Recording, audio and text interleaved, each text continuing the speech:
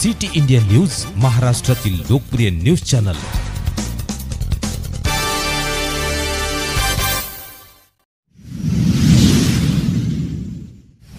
आताच्या घडीची सर्वात मोठी बातमी समोर येत आहे। नागपूर जिल्ह्यातील रामटेक विधानसभा क्षेत्रातील पोलीस स्टेशन अरोली हद्दीतील मोठी घटना।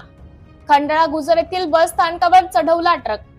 मिळालेल्या माहितीनुसार आज दिनांक 4 जून 2025 रोजी पहाटेच्या सुमारास भरधाव मुरुमांनी भरलेला ट्रक क्रमांक MH40 CT 1951 हे ट्रक रामटेक कडून येत असताना खंडाळा गुजर या गावातील प्रवासी निवारा बस स्टॉप पूर्ण उद्ध्वस्त केले।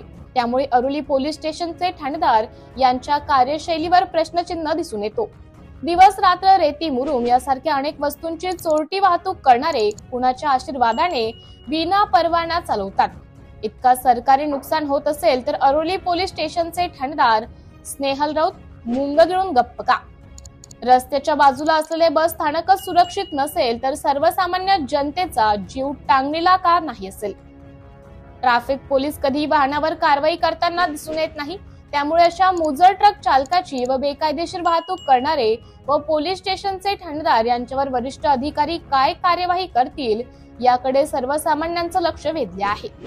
सिटी इंडिया न्यूज करिता प्रतिनिधी पूनम बोरकर, नागपूर।